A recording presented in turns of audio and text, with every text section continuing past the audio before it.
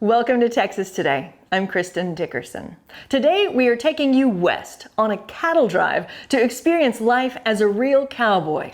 Shooting this story and riding alongside my husband Peter was an extra treat for me because I got to reconnect with a family from my childhood, the Armstrongs. Just beyond the far west Texas town of El Paso is the La Union Ranch. It's 48,000 acres in the Badlands of New Mexico. And for 3 days, we'll be driving cattle across it on horseback. It's day one of the cattle drive. And this is going to be my longest horse ride ever. Of all time. And I walk off to the side. Peter is in good hands. How do you go? Now put your hands down. Because we are all under the direction. That's okay. Of horse trainer Josh Armstrong. The two things that I try to do is I try to be sure everybody gets to ride as much as they want and be sure nobody has to ride more than they want to. That's not always possible, but that's the two goals that I'm trying to accomplish. Peter, have you met your horse yet? Not yet, but Georgia warmed it up for me. So this is Georgia. Georgia, who is Peter gonna ride today? Peter is gonna ride Dulce. Ooh, is Dulce a good horse? Mm-hmm. Dulce sounds sweet, so that's a good sign. We're trailering all the horses to where the cows are, and then we're gonna start the cattle drive from there. It's gonna be good. Yay, cattle drive. We've gotten our horses, and I get to ride Rankin. And Peter was quick to mount Dulce. He's on a horse. Cattle drive is just about to officially start. A fellow horsewoman named Carol let me borrow her sunglasses. I have realized that in the desert, sunglasses are for the sun, but they're also for the sand. Sunglasses or not, it didn't take long to see that the desert is not necessarily flat. Right, we started down what we call off of the escarpment, down in the valley.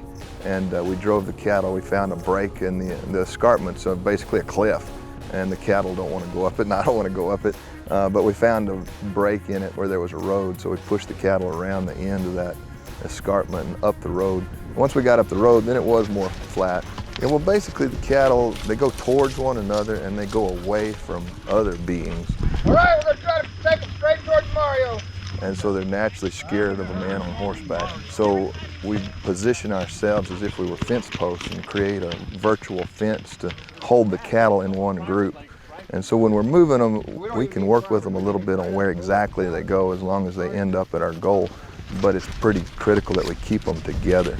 And so we try to basically surround them and just create a moving corral and just move that corral across the range. So what do you think of driving cattle so far? I like it. Yeah? Is it so calming?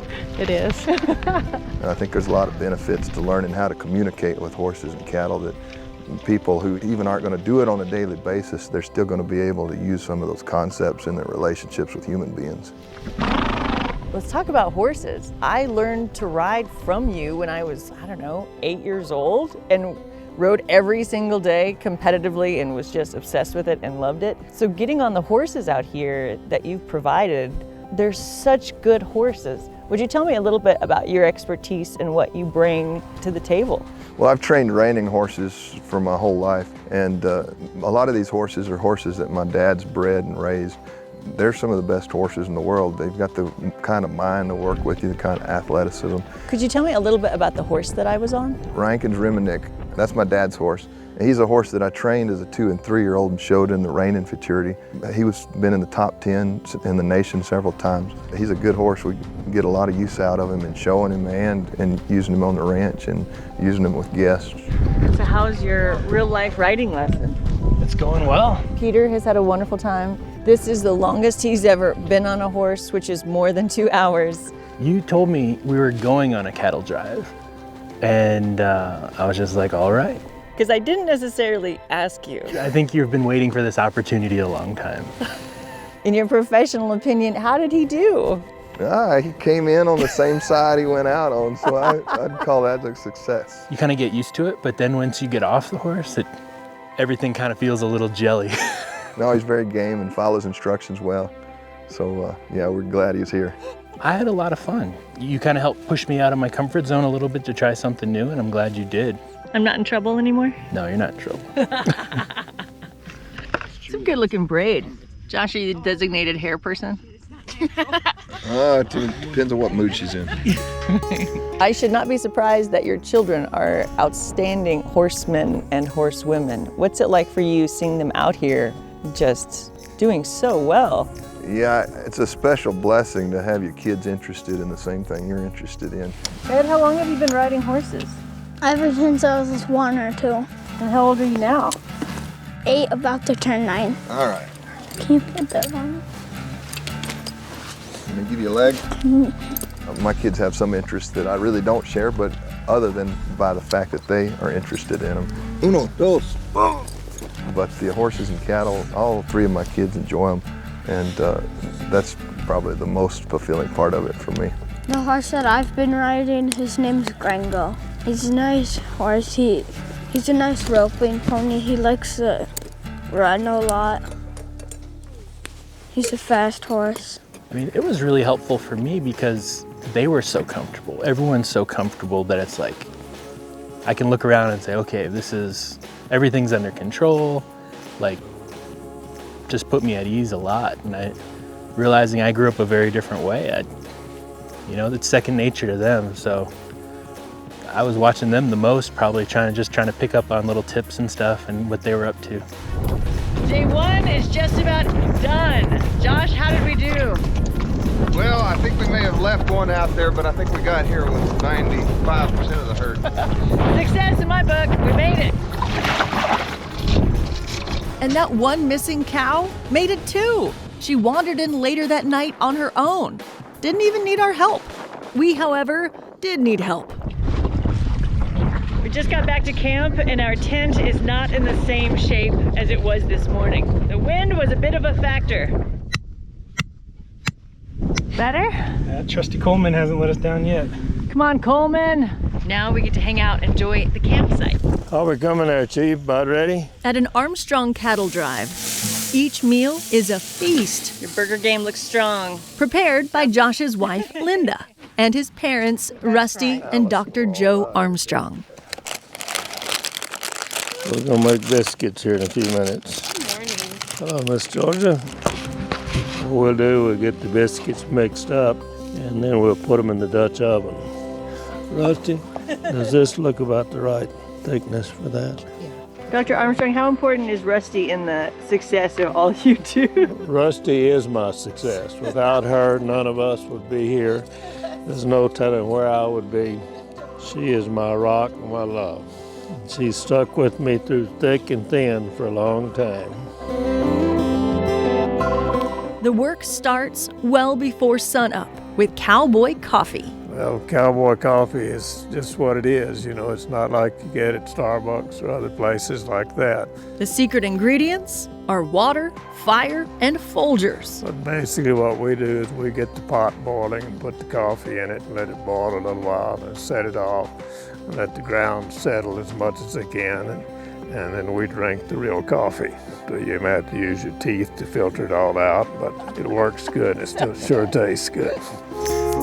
It was my favorite menu item. And it was also followed by my favorite meal, breakfast. Thank you, sir. There you go. Wow. That's great. Yeah, my parents offered to feed everybody, and they have a lot of experience at feeding groups of people, and my dad has a lot of experience at cooking in the wilderness. These are panniers that you can use when you're packing with horses, and you can keep all of your essentials in here. You just put that on your pack horse and away you go. Try to keep it where it doesn't rattle too much. If you get the horses too scared, you're in big trouble. Okay, these are our Dutch ovens that we cook the biscuits in. You can see there, it looks pretty good.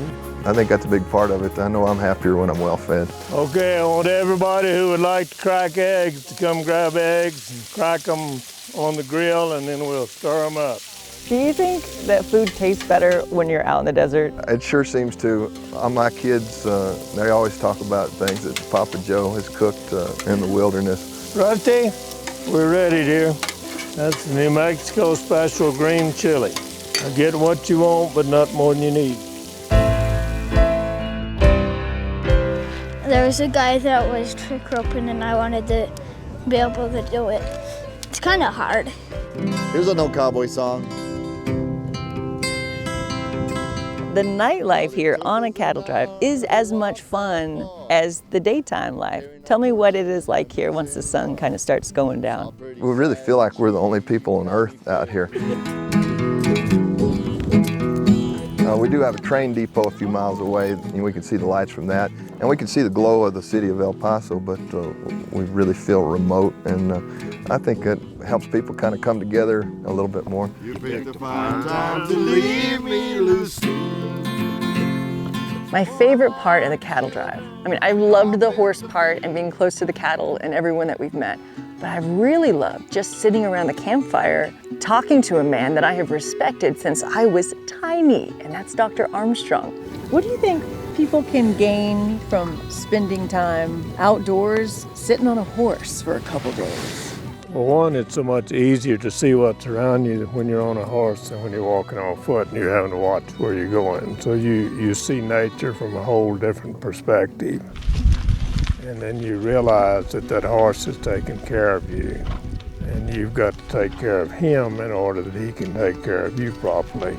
And so you just get to experience a oneness with the horse, and then you're out in all this marvelous creation. And you have to look at things and realize that God put it all together. He did it for us to enjoy, I mean, God loves us. And the big thing is this allows you to slow down enough that you begin to realize these things. We're off to Texaco corrals today. Maybe we'll say a prayer before we ride off.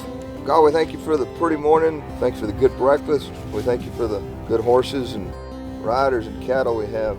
Please keep us safe today. It's just such a gift that they have been able to share this lifestyle with anyone who's interested. Well, we have had just like the best time ever, so thank you so much for hosting us, and it's great to ride with you again. You're welcome. Hope to do it again soon.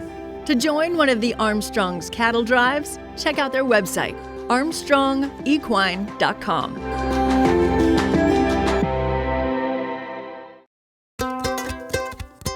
Idaho is known for its mountainous terrain, scenic lakes, and bountiful rivers with crystal clear water. To get here, we had to get on a plane for the first time this year. The strict mask policy at Southwest Airlines put our concerns at ease, and we arrived in Boise in no time. We are on the road. We made it to Idaho. We are currently outside of Banks. Tonight we'll get to camp, and then tomorrow we keep heading north.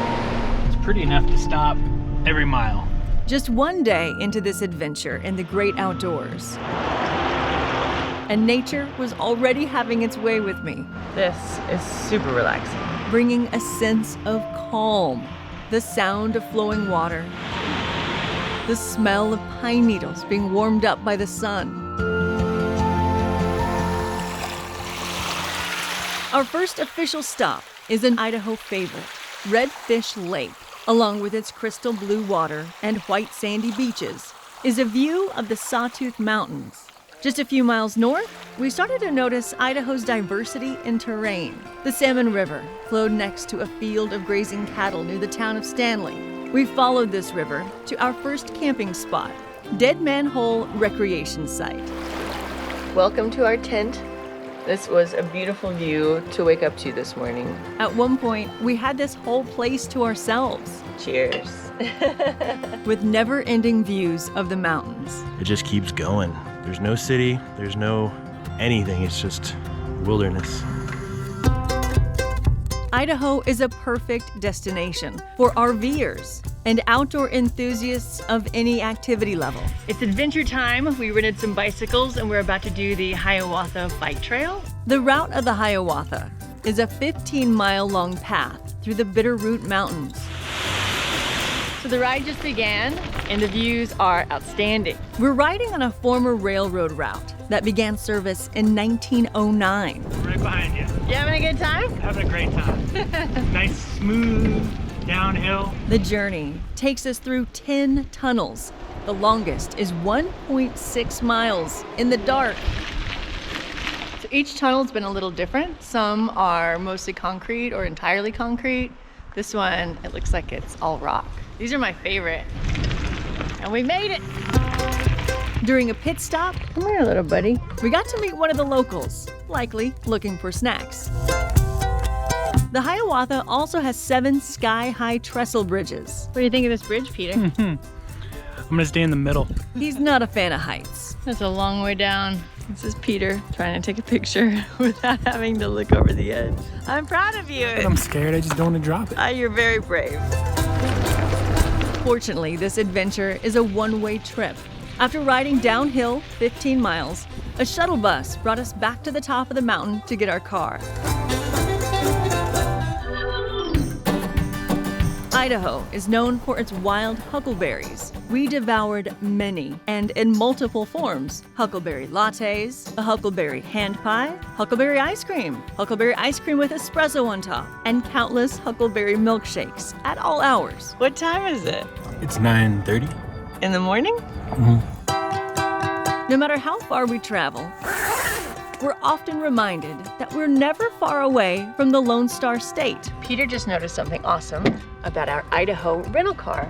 It has a sticker that says, "Built with pride, Arlington Assembly." Look at that, built in Texas. This Chevy Tahoe carried us 1,322 miles and temporarily carried 1 extra passenger. You are a happy puppy. We are outside Deary, Idaho, and running down the road is this beautiful little dog. He had a collar, but no tag. You don't happen to have that number offhand, do you? And cell service was spotty. There is a farm close by, so we're gonna load up puppers here and take them to the farm. That's gonna be our best option. We're gonna try. We don't know what to do. Unexpected Idaho adventure. We found out that the dog belongs to a neighbor and he gets out a lot. So this is not a surprise to your neighbors that you get out a lot. So we gave him a ride home. Somebody wouldn't get out of my seat. Dropping him off just a few miles from where we found him on the highway. You're a really good dog. And I miss him already. We got back on the road, flying over wheat fields on the edge of the Palouse, which is the world's leader in producing soft white winter wheat. As the light of the day diminished, the stars started to reveal themselves. The night skies in rural Idaho are breathtaking. Our final adventure in the Gem State takes us into the Salmon River outside the town of Riggins. This is our destination for the next couple of hours. It looks like we have our own private beach. Nothing to do but get some sun and jump in that river. It's time to get in the water. Peter went in first because he's brave. He said it's a bit chilly. Be brave! Be brave! 2, 1. That's my kind of floating the river. It's been a couple hours. Peter has perfected a game of rock grabbing. You ready? Yeah, let's go. Where you grab a rock and hold on to it so the river doesn't take you downstream. We came to Idaho for the lakes and fell in love with the rivers. This trip was a reminder. Seems like it should be really good. That the unexpected, he's such a good dog, is often the most fun. And having dessert for breakfast is always a great idea, especially when you're in Idaho.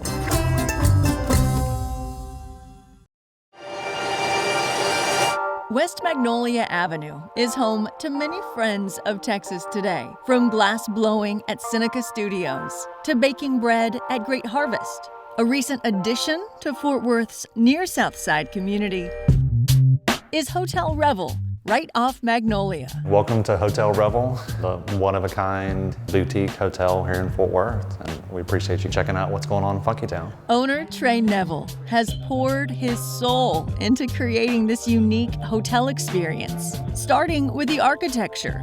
Its blue and white fins can be admired from all angles. We're proud to kind of keep adding to Fort Worth and make Funkytown even funkier. This hotel has 15 unique and contemporary rooms. They're super spacious with floor-to-ceiling windows. This room is called the Skyliner Suite.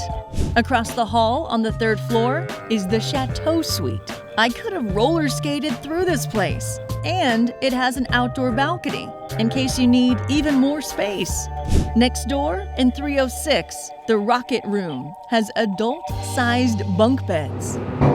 The 4th floor is where my husband Peter and I got to stay. We made it. Whoa. In the Bluebird. I've never stayed in a room that had so many windows. Along with a super comfy bed. It was a perfect place to watch the sunset. We have the most incredible views from our room. When we were ready for more privacy, we hit a button and fast forward, screens closed us in. That's so cool. Across the hallway is the Sky Lounge. I wanted a place for people to hang out, and so we made a big emphasis to create the lounge, to have a place where there's food and snacks. For guests, everything is free. All the complimentary Topo Chicos I could drink. The hospitality was appreciated. And get this, there are no staff members at this hotel. No lobby to check in. It's all contactless. We got in the outside door, the same way we used the elevator, and got into our room using an app on our cell phone.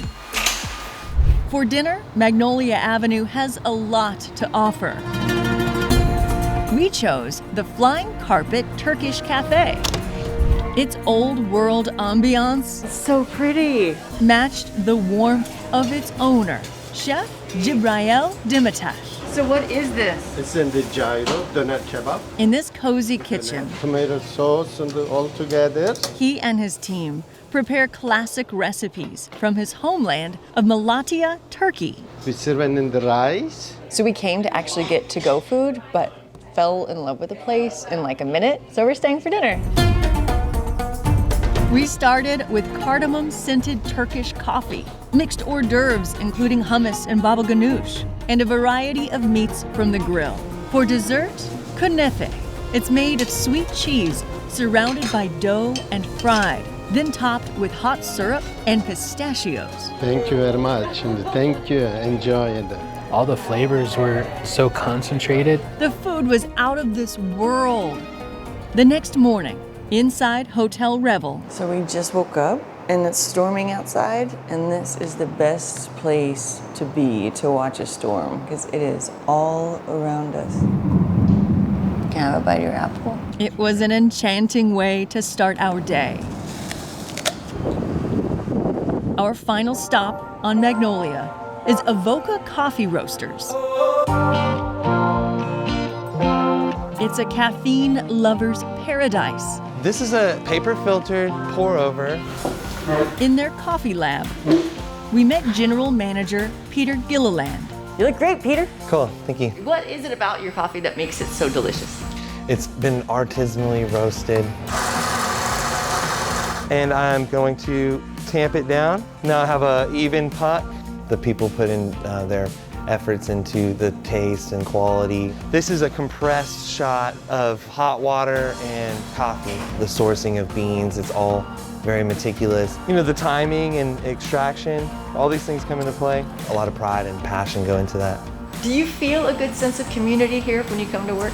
Yes, yeah, it never feels like work. It just feels like I'm going to like a hub. It's a gathering place Ava? where he shares great drinks and good vibes. People are like, how did you make your plants thrive so well? It's because there's so many good people that come in here. They're just surrounded by good energy all day. So. There are so many reasons to come visit Fort Worth's near Southside neighborhood.